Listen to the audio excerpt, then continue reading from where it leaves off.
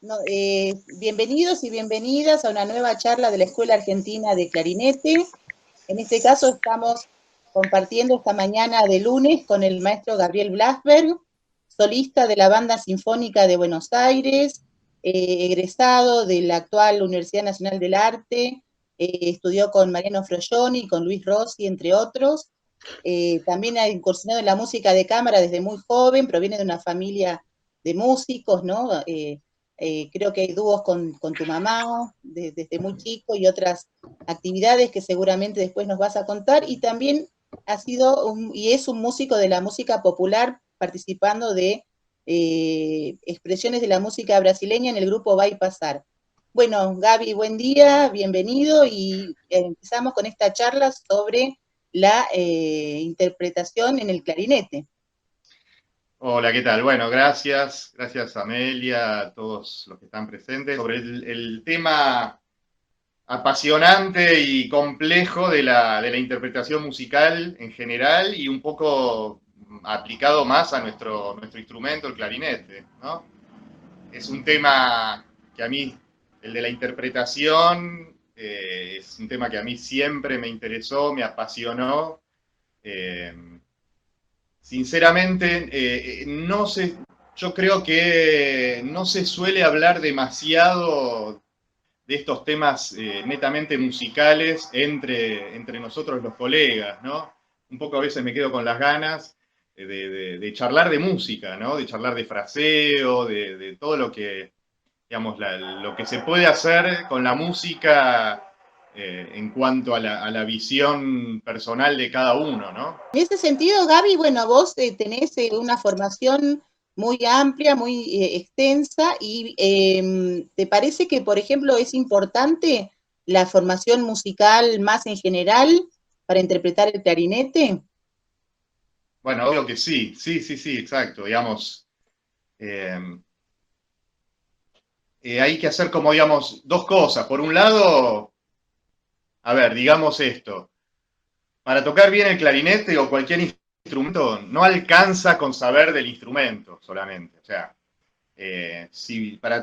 si uno quiere saber de clarinete y solo sabe de clarinete, en realidad no sabe de clarinete. Y dicho de una manera así un poco cruda, ¿no?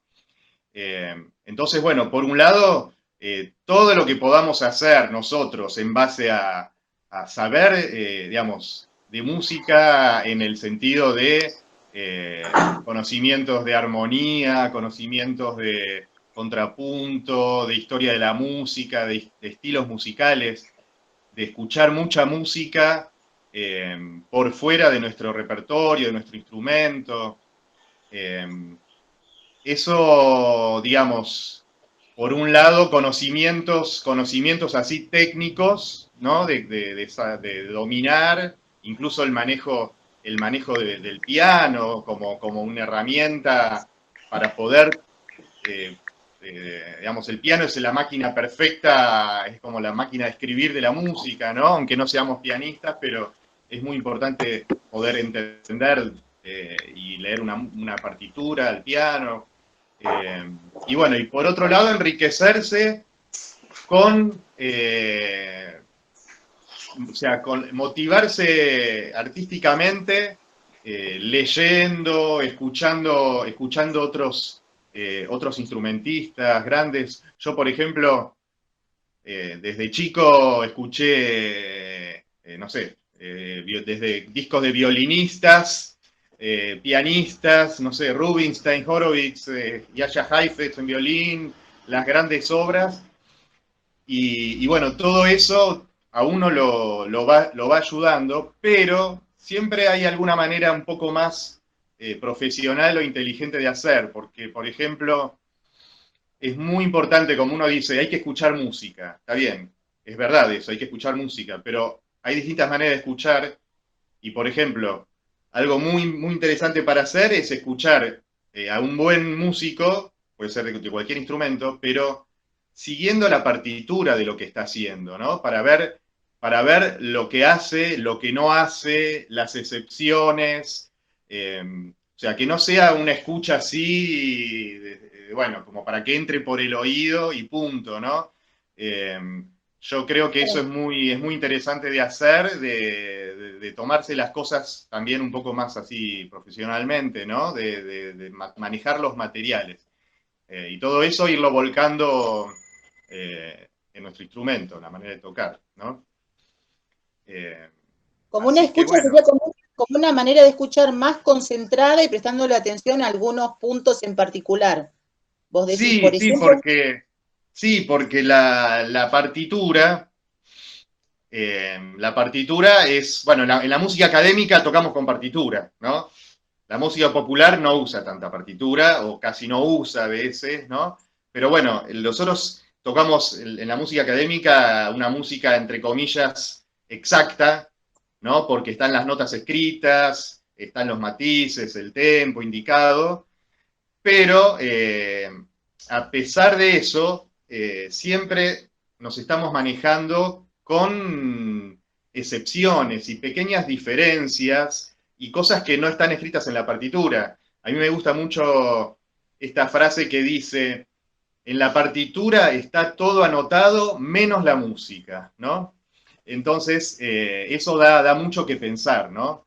Porque, bueno, tenemos una base objetiva de cosas escritas, de cosas concretas que sabemos que tenemos que hacer, pero en el oficio nuestro de clarinetista y nuestra expresión nos tiene que llevar a ir más allá de, no solo de lo que está escrito, sino también a veces de algunos estereotipos o maneras o conceptos que nos van inculcando en cuanto al fraseo, ¿no? Porque clarinete, bueno, la parte interpretativa del clarinete siempre uno lo asocia al fraseo, ¿no? Es un instrumento melódico. Entonces, a veces uno dice, hay que tocar con una línea amplia y llegar las frases hasta el final. Está perfecto, es correcto eso. O si no, los finales de frase no hay que golpearlos porque queda bruto. Entonces, bueno, uno a veces hace los finales así amables. Bueno, todo eso está bien, pero hay un montón de cosas en el medio y excepciones que no son fijas, ¿no? Incluso lo que recién decía, del conocimiento de la armonía o de todo eso, de la música en general, yo creo que no podemos hacer decisiones interpretativas solamente con la parte de clarinete, la melodía del clarinete, ¿no? Porque siempre tenemos que tener en cuenta la tensión armónica o la distensión o la textura. Entonces, muchas veces uno dice, está mirando, sí, porque la frase llega acá, va y termina, es claramente una cosa, pero lo que acompaña eso es cuando nosotros creemos que estamos cerrando, el resto, los otros instrumentos están abriendo, entonces hay un montón de cosas para tener en cuenta. Quería agregar algo más. Además de los conocimientos que yo hablé, de la armonía o de la historia, contrapunto, de composición, de forma musical, análisis, todo eso es muy interesante. Algo importantísimo que tenemos que entrenar, que yo estoy convencido, es el entrenamiento auditivo, ¿no? Nuestro. El manejo de todas las habilidades melódicas, rítmicas, armónicas, todo lo que podamos entrenar y después llevar a cabo, ¿no? Que no sean como unas materias que uno las estudió, rindió el examen o lo que sea y después ya está. Yo estoy todo el tiempo, digamos, cada nota que toco, siempre estoy manejando el nombre de la nota, sé en qué parte del compás estoy, me gusta mucho tocar de memoria, ¿no? Y estudio las obras, cuando quiero tocar de memoria las estudio y las practico de memoria. Me gusta mucho, o sea, poder reproducir hablando con el nombre y el ritmo cada nota de lo que estoy tocando, ¿no? Sin tener que pensar mucho, pero eso es entrenarlo y es al mismo tiempo estudiarlo. Cuando uno dice estudiar sin el clarinete, es verdad, es muy importante, eso es muy útil, ¿no? Imaginar todo, pero también hay un trabajo de oído y un trabajo intelectual que a mí me resulta muy útil, que es saber el nombre de cada nota que yo estoy tocando y el ritmo y todo, ¿no? Como tener un dominio ignorancia muy, muy grande sobre la música que hacemos. Y bueno, y después, hablando un poco en general, yo tal vez soy un poco idealista, ¿no? Con mi visión así de musical, pero a mí lo que no me gusta de la música es las interpretaciones rutinarias, ¿no? Digamos, de decir, bueno, esto es así, está bien, vamos a ser prácticos, está correcto, la música palo y a la bolsa es algo que realmente me molesta bastante, especialmente también cuando veo músicos que pueden dar más, ¿no? Entonces yo trato siempre de escaparle un poco a eso. Por ejemplo, esto que estás diciendo de tocar de memoria, ¿tenés alguna manera un poco sistematizada? ¿Lo trabajarías con tus estudiantes? Eso me llama, me parece muy interesante y a veces Sí, no lo tenemos tan en cuenta, ¿no? Para trabajar por ahí con nuestros alumnos, nuestros chicos y chicas, ¿no? ¿Alguna manera o es algo que vas haciendo? Porque a veces al estudiar uno se va acordando, ¿no? Y ya lo va fijando como, entre comillas, inconscientemente, pero me da la sensación de que vos tenés algo más pautado en sí, ese sentido, sí, organizado. no sé si metódico, así como un método, pero digamos, sí, yo a los alumnos siempre les inculco a que toquen, que puedan tocar de memoria, mismo las escalas, los arpegios, que vayan incorporando las tonalidades, que sepan el nombre de la nota, dónde están, en qué tonalidad están, bueno, pero en cuanto a la memorización, una cosa es memorizarlo para tocarlo en la casa o para tocarlo en una clase, y otra cosa es memorizarlo para tocar en concierto. Entonces, yo creo que eso es un trabajo que hay que hacer más a conciencia, y eso yo lo hago, ¿no? Yo cuando, digamos, cuando me propongo tocar una obra de memoria, que me parece fantástico, porque eso implica bueno, conocer muchísimo la música, pero yo después hay que practicarlo, ¿no? En su casa y en distintos momentos con el objetivo de tocarlo de memoria en el concierto y sin tenerle errores, o sea, o lagunas de memoria. Pero bueno, quizás eso es un poco más, es un tema lateral a la cuestión de la interpretación, pero yo creo que todo eso ayuda a incorporar la música de una manera total, ¿no? Yo siempre soy de la idea de que hay que sumar cosas, combinar, ¿no? Combinar incluso cosas opuestas. Combinar, digamos, la técnica, obviamente que tiene que estar con todo el vuelo interpretativo. No es una u otra o una más que otra. Puedes combinar lo concreto de la partitura, lo objetivo, con las excepciones que pueda haber, ¿no? Con todas esas cosas personales que uno le puede encontrar. Y bueno, lo que pasa es que la música nuestra, o sea, digo nuestra en cuanto si estamos hablando de música clásica o académica o como la queramos llamar, se basa en pequeños detalles, sutiles, ¿no? No vamos a cambiar notas, yo no puedo improvisar en la mitad de una sonata de Brahms, no puedo cambiar notas, o sea, es correcto eso, pero nos manejamos en un ámbito muy sutil de diferencias, de pequeños cambios, y que por eso también uno dice, ¿por qué la música clásica, incluso para gente que no es del ámbito de la música clásica, por qué uno tiene que estar tan quieto, hacer silencio? La música es muy solemne, todos están, no se puede ni toser, ni hablar, ni nada. ¿Por qué? ¿Por qué tanto así? Bueno, tiene una razón de ser. Esto es lo que yo expliqué recién, para mí, es que hay que prestarle atención, hay que escuchar eso, porque si no, no tiene sentido, ¿no? La música clásica se toca de forma acústica, sin amplificación. Acá hay una pregunta de Mauricio Oliveira que pregunta si el análisis armónico y melódico es parte del proceso de memorización. En mi caso, o sea, sí, pero no en el sentido de memorizar los enlaces de acordes ni las formas, o sea, de la obra, sí es verdad.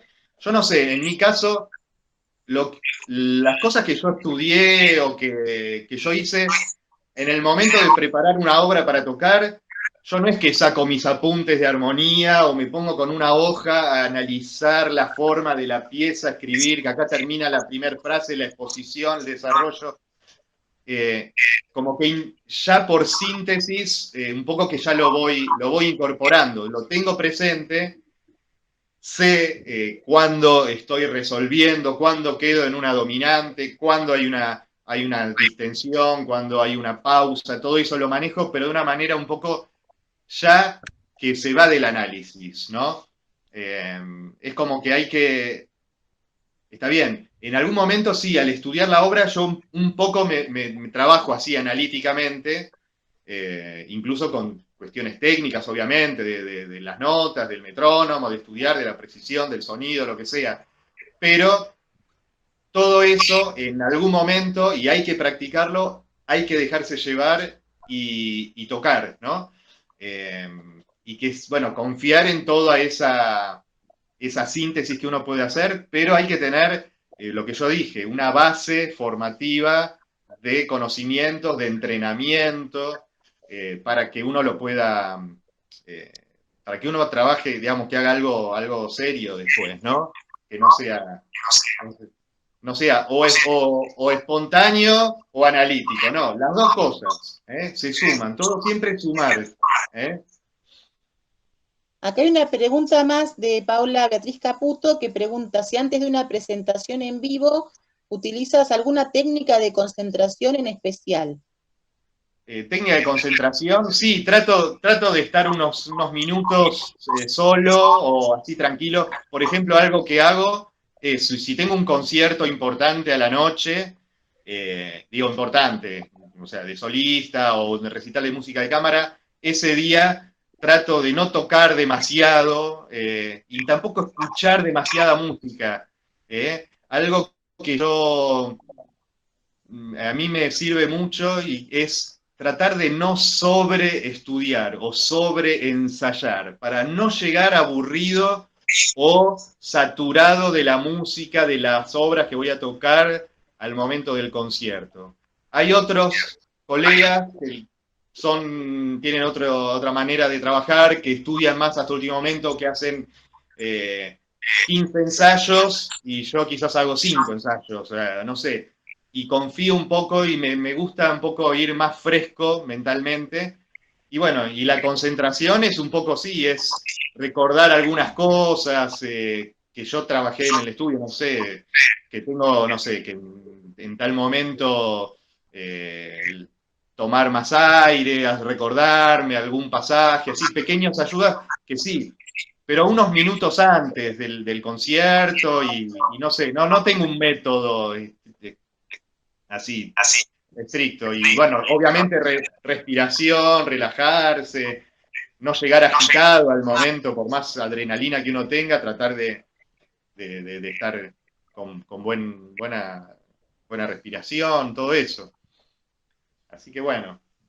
Bueno, y volviendo un poquito al tema de la interpretación y esto del estudio, ¿no? Recién vos hablabas, bueno, entonces está todo lo que estudié. Para el estudio cotidiano, ¿qué Sí. conceptos te parecen importantes o qué ejemplos tendríamos que tener en cuenta? Y bueno, todo esto que vamos a hablar o que estamos hablando, mira, ya pasó, como estamos hace más de 20 minutos hablando, es simplemente una introducción a unos temas muy interesantes de hablar y que requieren mucho tiempo, ¿no? Para charlar.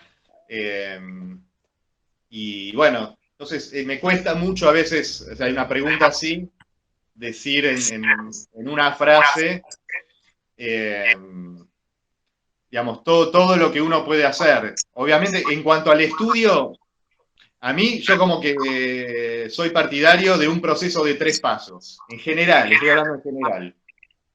Supongamos, tengo que tocar una obra, puede ser que no la conozca o que hace mucho que no la toque. Entonces, bueno, supongamos, me pongo la partitura. Lo primero que hago, primero es no tratar de escuchar grabaciones mucho de esa obra. Me pongo la partitura y hago me pongo a tocar de una manera como si fuera una lectura a primera vista.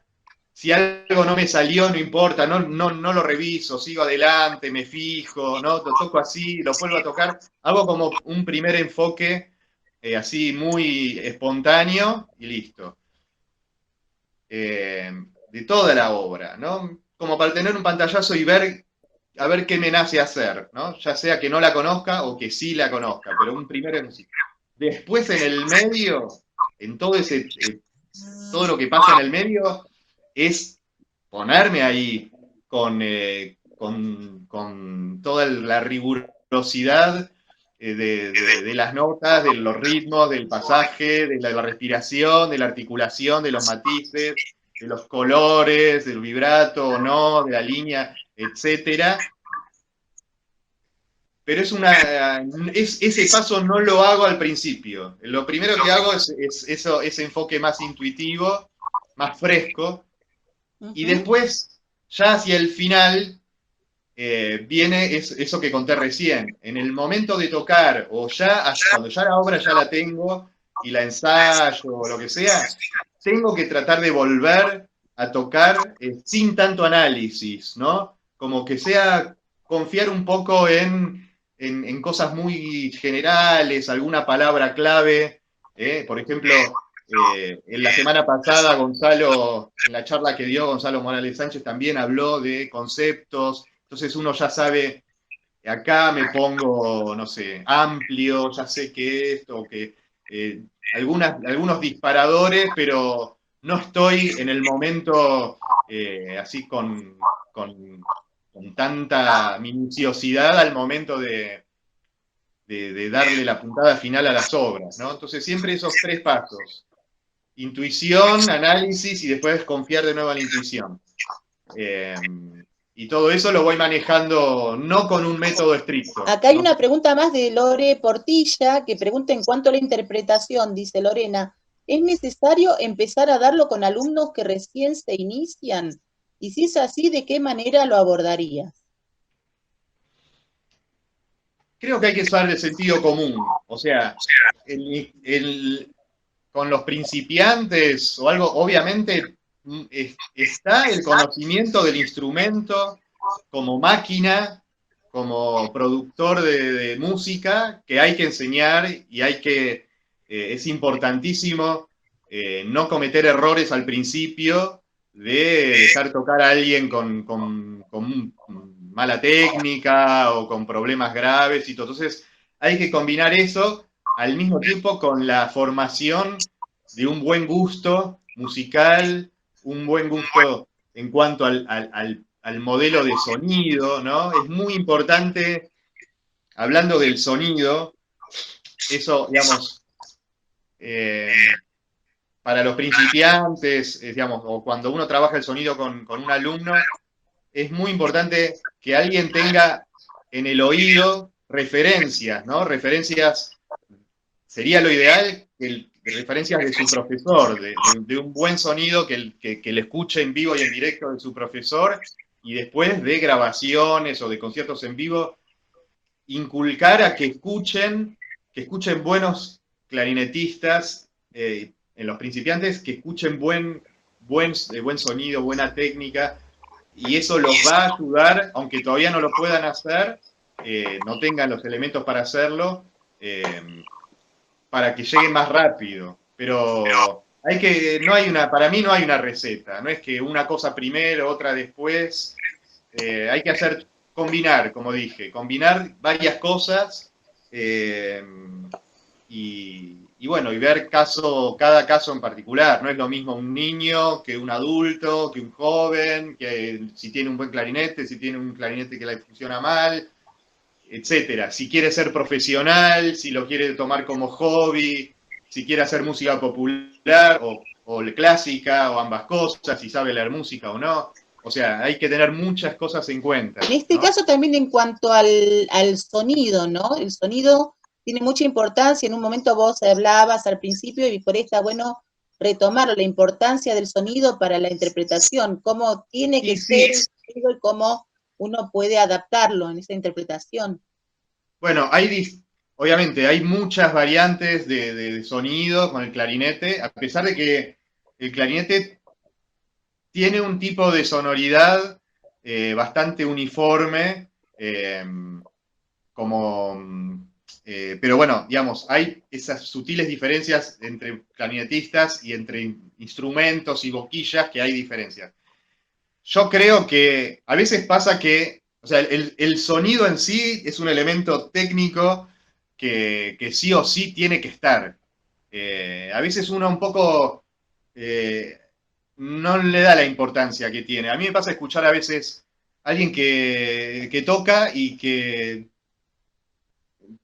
hay algo que no me convence y que puede ser que dicen que no me gusta la calidad del sonido, ¿no? La calidad del sonido como algo objetivo. No sé, a veces el sonido en sí puede ser una cosa cautivante, una cosa sensual, expresiva en sí mismo, una sola nota, ¿no? Por los colores que tiene, la proyección, los armónicos. Sí, en cuanto al sonido, para mí es algo que tiene que estar. No es único, siempre hablé de sumar. Un buen sonido con una interpretación que no convence, no alcanza, ¿no? Pero bueno, a veces son muchas cosas, por eso es difícil la música e interesante, porque hay que trabajar muchas cosas y son sutiles, son pequeñas diferencias, y es maravilloso eso, ¿no?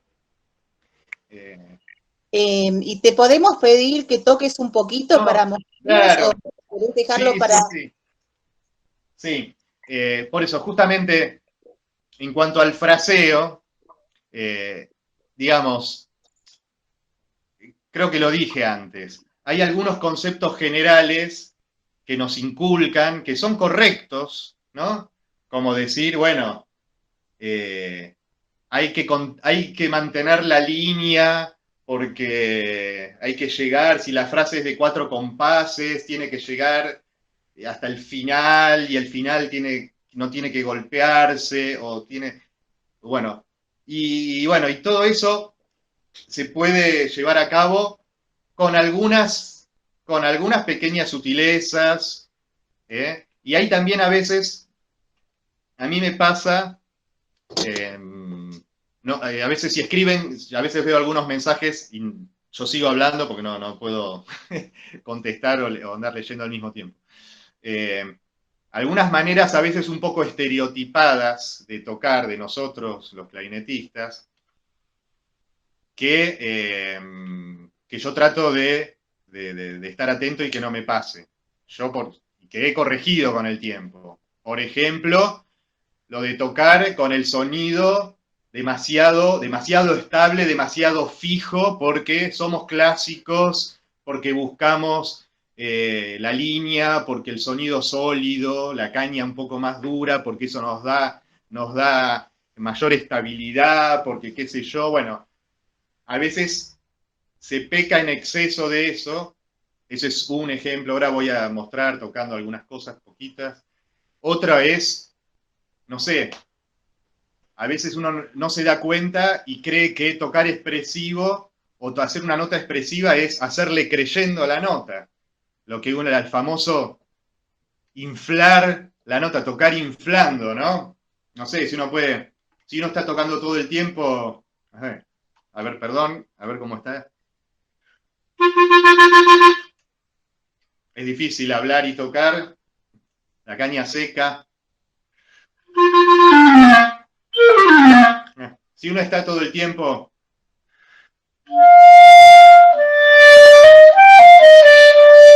si está inflando, uno no se da cuenta. Esa es una manera de tocar que trato de combatir. Lo otro de tocar demasiado fijo, ¿no?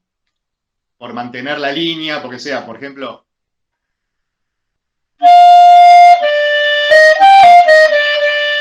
ahí toqué todo igual, toqué con un sonido fijo, no hice diferencias, no sé si se escucha bien, se satura, no sé cómo está. Me tengo que alejar. Está bien. ¿Está bien? Bueno. Sí, sí. No hay diferencias. Está bien, yo ahí llegué al final, pero no hay diferencias entre si es una parte débil del compás, si es una parte fuerte, si hay un final de ligadura, ¿no? Entonces, por ejemplo, el comienzo del concierto de Mozart, perdón que estoy con el clarinete en si bemol, suena un semitono más arriba. Por ejemplo, ¿no? El primer compás.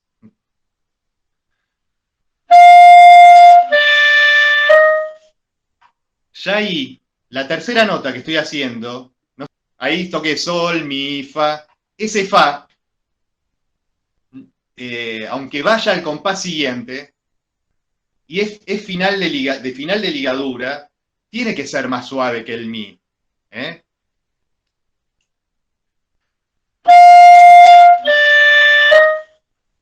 Un poco más suave y un poquito más corto, ¿no?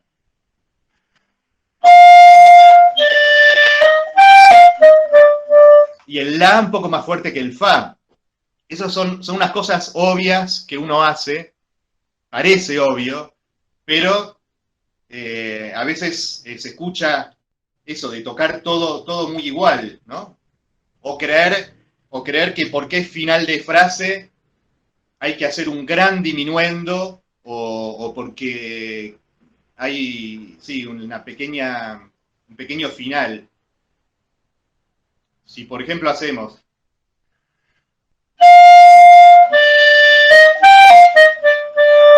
ese mi, aunque sea final, tiene que sonar, no lo tenemos por qué hacer demasiado suave, ¿no? Y después lo que sigue,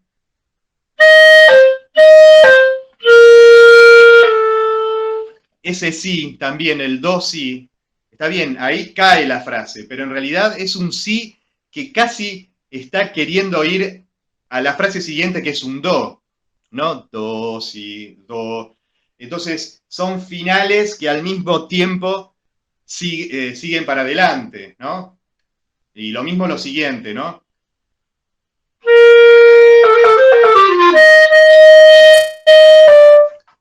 Ese mi, sol, fa, fa, mi, ese mi está en el cuarto compás.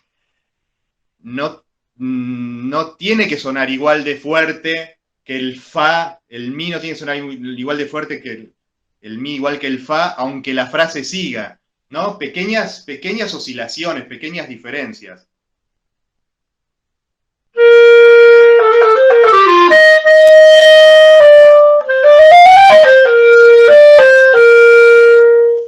Y ahí, aunque termine en el do, aunque termine, pero tiene que sonar esa, ¿no?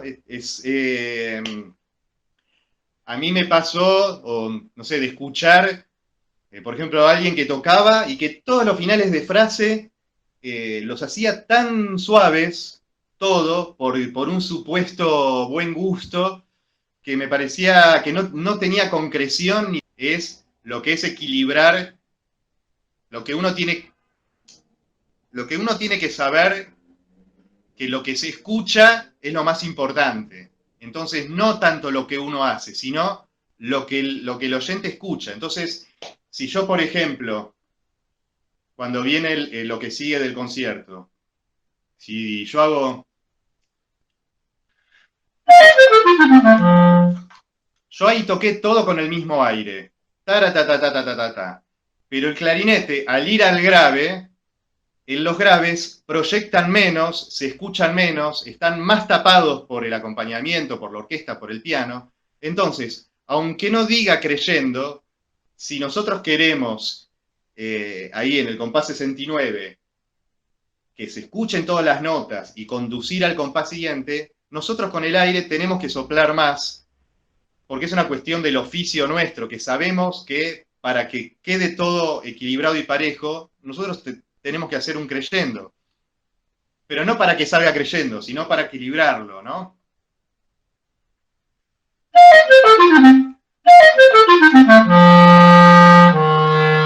Las frases tienen que resolver, sin golpear, pero tienen que llegar a los finales, ¿no?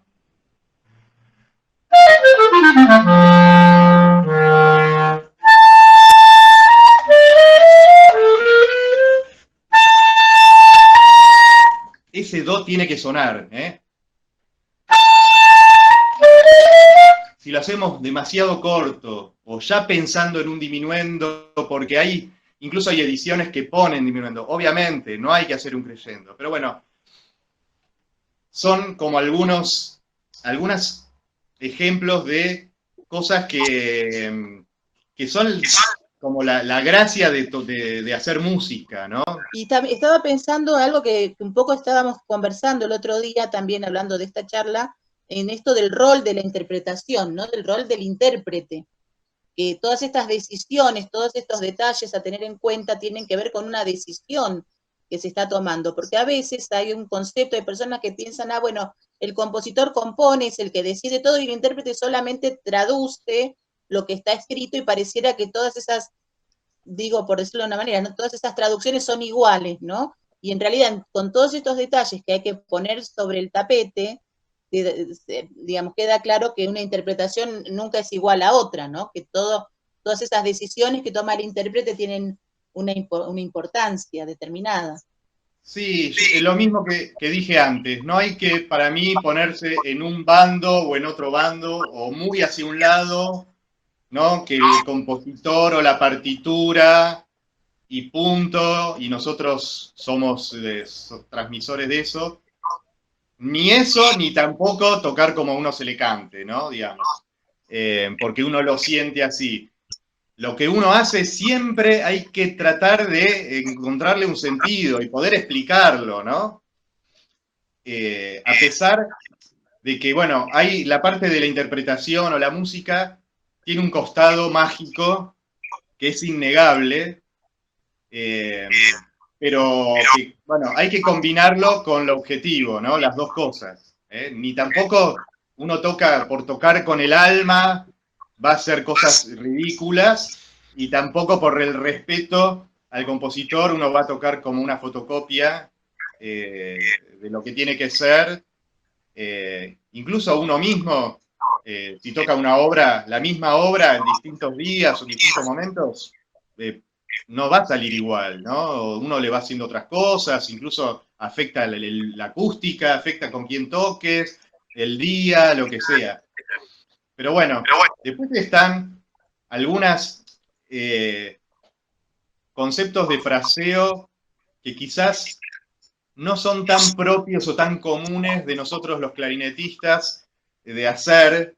O sea, ojo, hay muchos que sí, pero no sé, por ejemplo, yo siempre trato de tomar de modelo, de instrumento, un violín o un violonchelo o un cantante, que el sonido lo trabajan de una manera mucho más flexible, no hacen ninguna nota muerta, ¿no? Eso es importante, ¿no? No acostumbrarnos a que haya. Sí hay notas de transición y notas de paso y lo que sea, pero siempre hay algo más. Entonces, por ejemplo, está ese fa mi sol fa, ¿no?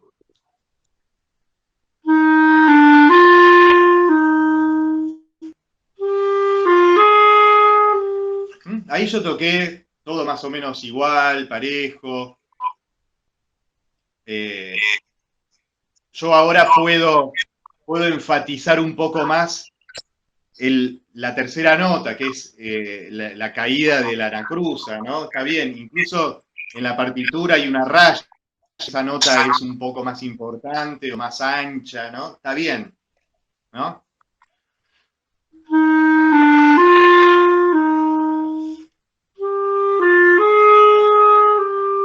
¿No? Es correcto hacer eso. Pero también hay otro concepto que es muy interesante de aplicar, que a veces las notas que uno cree que son las fuertes, las caídas, a veces ya son fuertes o son caídas por la posición que tienen en el compás, porque la armonía ahí va y resuelve, y porque el oído ya lo escucha rítmicamente que cae ahí. Y a veces es importante destacar o hacer pequeñas diferencias en notas de transición o en notas del medio.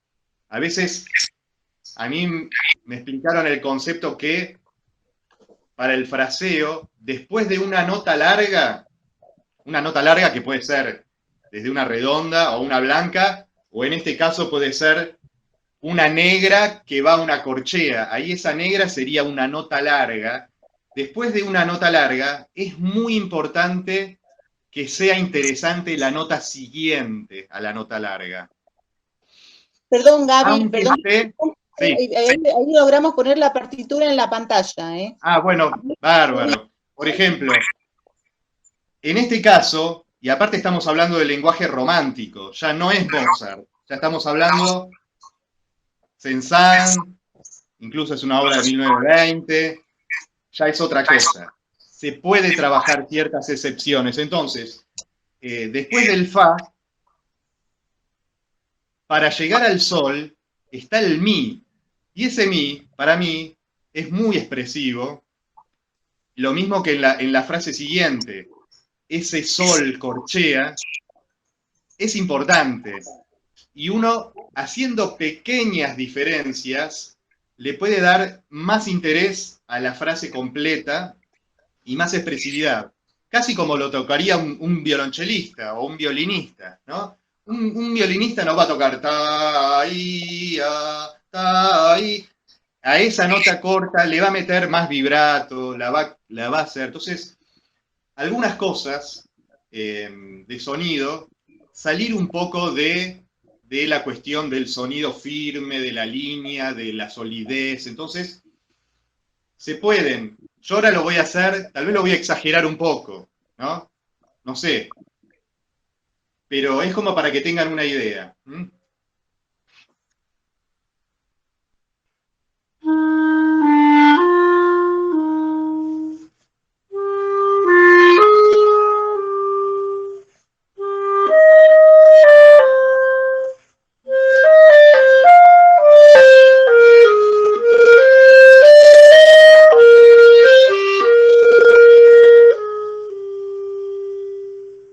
¿Mm?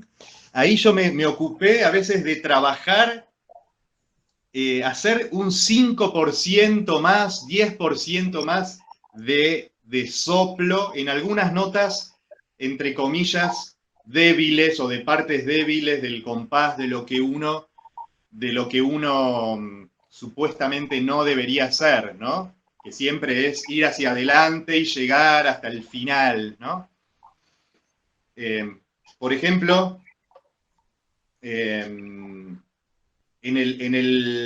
cuando empieza el desarrollo de este primer movimiento, en la mitad de la página, después de esos dos compases de espera, cuando empieza ese fa blanca y negra con puntillo, está bien, ahí lo mismo. Uno mantiene la línea, pero hace falta que ese fa, todas esas notas sean todas unidas, todas siempre llegar hasta el final, todo así. Es indispensable tocar, por ejemplo, voy a tocar un poco ahí, todo ese pasaje.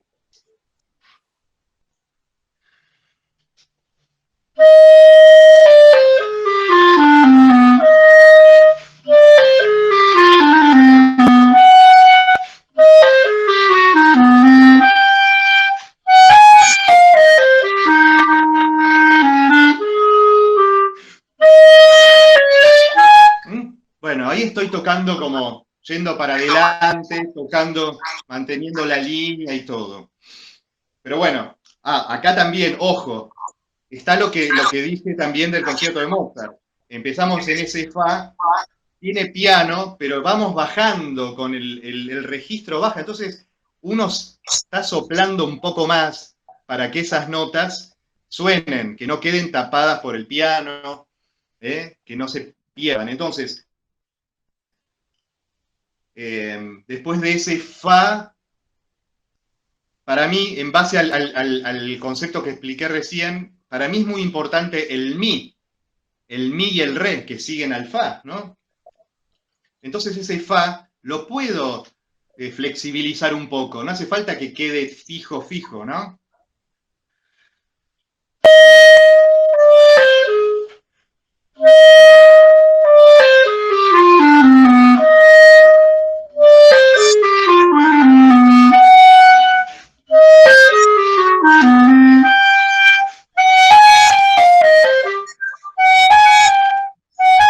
Esas disonancias, estoy trabajando ahí, esas notas que uno las toma como a veces son de paso, ¿no? Pero a veces ahí está la gracia o lo que uno puede llegar a hacer para hacer más convincente y más expresiva una frase musical. Ojo, estoy dando cosas así muy sueltas, ejemplos, además no sé cómo se escucha, si se salen los matices, no sé, es incómodo, pero doy algunos ejemplos de las notas y el soplo puede ser más flexible, ¿no? Por ejemplo, cuando tenemos un adorno, no sé, en el concierto de Mozart, no hace falta que ponga una partitura, el adagio del concierto, ¿no? Cuando tenemos esos grupetos, ¿no?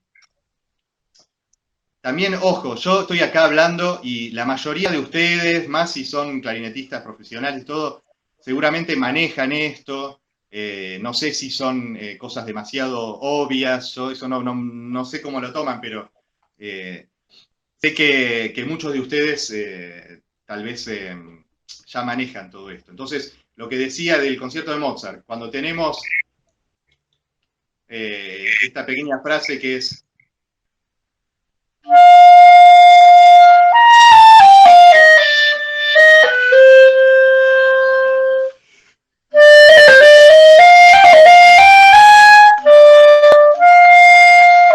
bueno, yo ahí toqué esos grupetos de fa, mi, re, mi, fa, sol, los toqué todos iguales, todo soplado, todo igual. Pero son adornos y queda bien tocar de una manera más flexible, ¿no? Por ejemplo,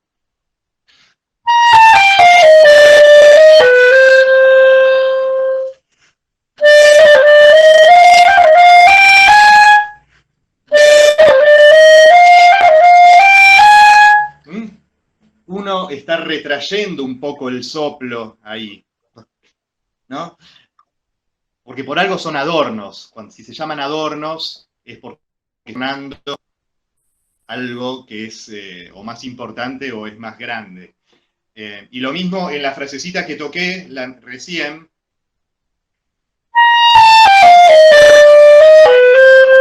Hay una nota que es interesante, que es ese do sostenido. El do sostenido que está en una parte débil ahí del compás, pero es la nota interesante, es la nota disonante. Hace un fa, do sostenido, esa cuarta disminuida que hay ahí, ¿no? Entonces uno lo puede tocar, do, si, la, sol, fa, mi, fa, do, re, y sacárselo de encima y continuar. No está mal, pero a mí me nace destacar un poquito ese do sostenido, ¿no?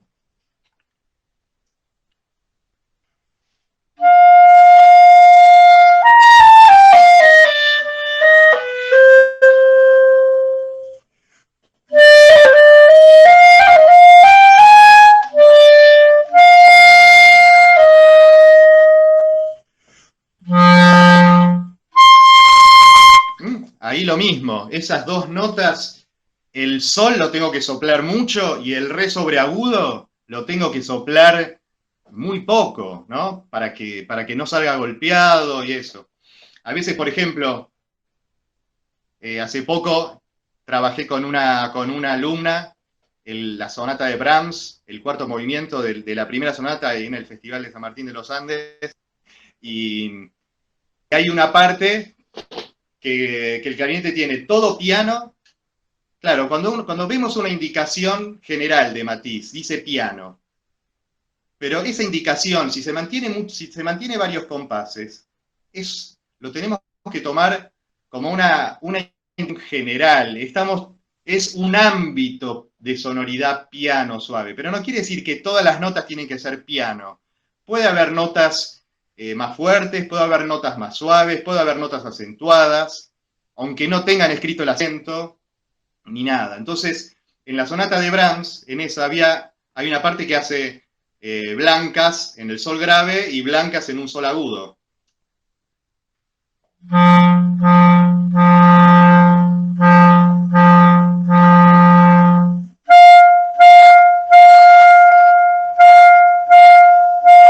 Y dice todo piano.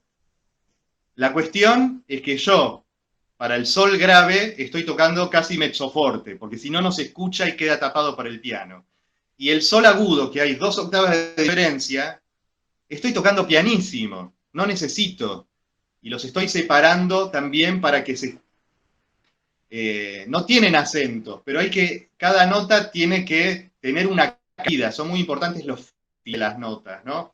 Yo no voy así, yo toco todo fijo como si fuera un sintetizador, no se notan los comienzos de las notas, y hago...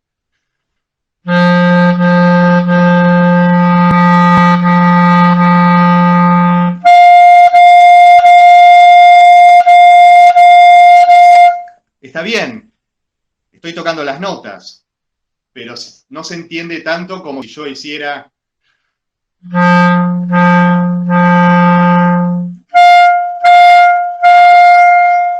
Y no hace falta que esté escrito en la partitura eso para hacerlo. A veces no, cuantas más cosas escritas, a veces es peor, ¿no? A veces uno lo ve escrito y lo termina exagerando. Por eso hay que tener muchas cosas en cuenta, mucho sentido común, mucha creatividad para interpretar una partitura, ¿no? Ok, tenía una pregunta, Gabriel. Porque vos decías recién, por ejemplo, yo acá soplo mesoforte y acá soplo piano, ¿no? Pianísimo, O pianísimo, sí, lo que fuera, ¿no? En realidad, o sea, pero esto es una cosa que yo estoy pensando, por eso la comparto, quiero ver cuál es tu opinión al respecto, o de quienes están acá. Lo que importa es cómo sale el sonido, no cómo yo soplo. Exacto.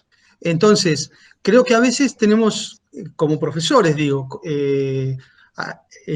hacemos un respeto y una literalidad a lo que está escrito, sobre todo en los principiantes, que cuando pasan a ser alumnos medios, de nivel medio, nivel superior, tenemos que empezar a desdecirnos de lo que le dijimos antes.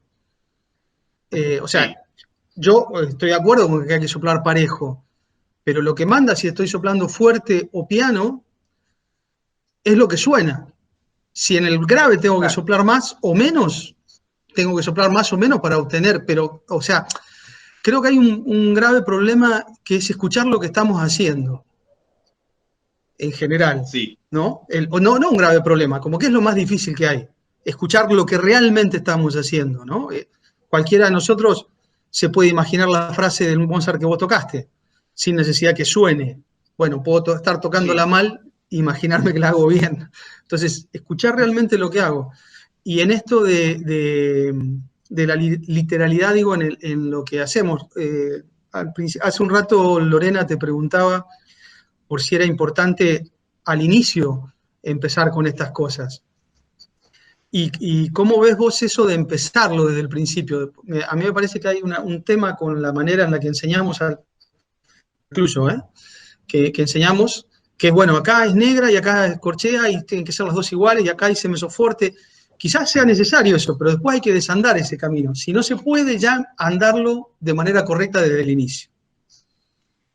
Sí, yo estoy de acuerdo que no hay que dejarlo para el final, pero tampoco hay que confundir a un principiante con demasiadas sutilezas, demasiadas cosas que tenemos que estar atentos para ir mechando y dándole, incluso con nuestros ejemplos, ¿no?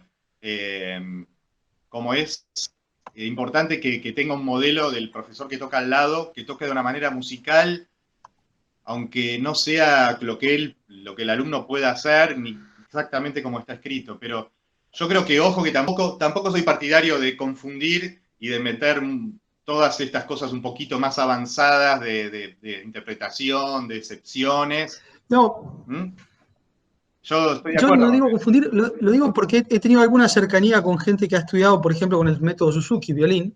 Sí. Y como como empiezan copiando, empiezan con mucho desarrollo del oído más que de la lectura, Sí. es como que lo incorporan mucho más fácil, me parece. Capaz que me equivoco, tampoco tengo tanta experiencia, pero he tenido contacto con un Sí, par y me ha sorprendido eso. sí. Es como que, no sé, depende de mucho, de cada caso, depende lo mismo de la edad del alumno, depende del talento también. Hay gente que es más musical, hay gente que viene y ya, por ejemplo, instrumento, eso ya le abre, le facilita un montón de cosas, otros no. Eh, no tengo una receta así para eso, pero hay que estar atentos, hay que estar atentos en cuanto se pueda, cualquier oportunidad para ir dando preceptos musicales interesantes, adaptados a que el otro pueda entender. Es muy importante no, digamos, no decirlo porque hay que decirlo, sino hay que ver en el momento y a la persona apropiada que lo pueda entender, ¿no? Y que le pueda servir, que no lo maree, ¿no? Porque el principiante tiene que dominar la máquina, el instrumento, tiene que soplar, tiene que salirle fácil, no tiene que estar, digamos, demasiado preocupado en muchas cosas más que en la producción del sonido, ¿no? Así que eso, y lo que decía Gustavo, Bien. es importante lo que uno escucha, yo también agregaría que es importante lo que el público escuche, ¿no? Además de lo que uno escuche. Uno escucha distinto a lo que escucha el público, ¿no? Para mí la música es para el público, o sea, hay tres elementos de la música: la obra, el intérprete o los intérpretes y el público. El público, sí o sí, aunque sea una grabación o aunque sea un jurado de un concurso, es público.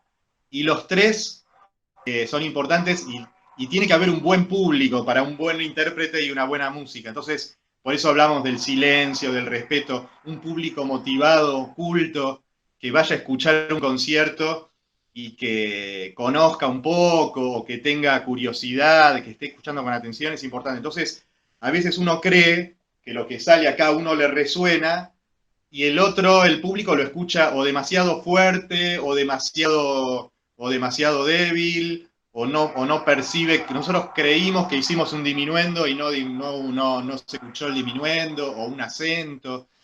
Así que eh, yo agregaría eso, ¿no? La importancia de lo que escucha el otro. Por eso es tan importante grabarse también, para poder escucharse mientras uno no está tocando, mientras uno no está soplando, moviendo los dedos. Eh, es muy importante escucharlo como si fuera otra persona.